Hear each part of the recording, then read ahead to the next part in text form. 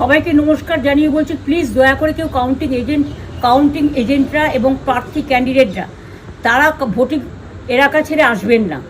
Strong রুমে যেখানে counting হচ্ছে, মানে সেন্টারে, সেখান ছেড়ে কেউ আসবেন না। এটা বিজেপির প্ল্যান।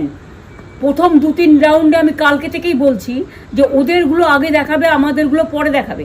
এবং অনেক জায়গায় 2-3 রাউন্ড কাউন্টিং করার পরে প্রায় 100টা জায়গায় কাউন্টিং বন্ধ করে রেখে দিয়েছে। এবং কল্যাণীতে ধরা পড়েছে 7টা মেশিন, যেখানে কোনো মিল নেই।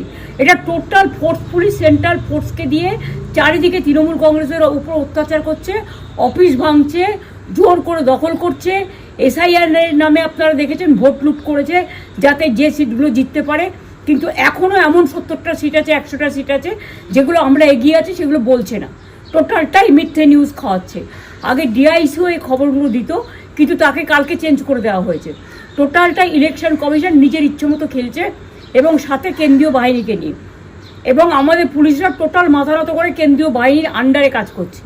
সুতরাং আমি আমাদের কাউন্টিং এজেন্টদের, আমাদের সমস্ত পার্টির কর্মীদের বলবো, অত মন খারাপ করার কারণ নেই। আমি বলেছিলাম সূর্যাস্তের পরে আপনারা জিতবেন।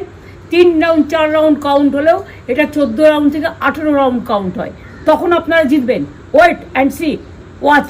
আমরা সবাই আপনাদের সাথে আছি, আপনারা কেউ ভয় পাবেন না, নিশ্চিন্তে থাকুন। আমরা বাঘের বাচ্চার মতো লড়াই করে যাব। গাড়ি কিଣିବାକୁ ଭାବୁଛନ୍ତି ତାହେଲେ ଆସନ୍ତୁ କାର ବାଜାର, ଯୋଉଠି ଆପଣଙ୍କୁ ମିଳିବ ଲୋ ପ୍ରାଇସ୍ କାର୍ଠୁ ଆରମ୍ଭ କରି ଲକ୍ଜରିୟସ୍ କାର୍ସ, 10,000 କିଲୋମିଟର ପର୍ଯ୍ୟନ୍ତ ୱାରେଣ୍ଟି ଓ ଆଫୋର୍ଡେବଲ ପ୍ରାଇସ୍ ରେ। ଆଉ ହଁ, ଏବେ ଆପଣଙ୍କର ଫେଭରେଟ୍ କାର ବାଜାରର ସେକେଣ୍ଡ ଆଉଟଲେଟ୍ ଖୋଲି ଯାଇଛି ଅପୋଜିଟ୍ ଅଫ୍ ଆସୋଟେକ୍ ୱାର୍ଲ୍ଡ, ପାହାଡ଼, ଭୁବନେଶ୍ୱର। ତାହେଲେ ଏବେ ଲୋ ପ୍ରାଇସ୍ ରେ ଲକ୍ଜରିୟସ୍ କାର କିଣନ୍ତୁ କେବଳ କାର ବାଜାରରୁ।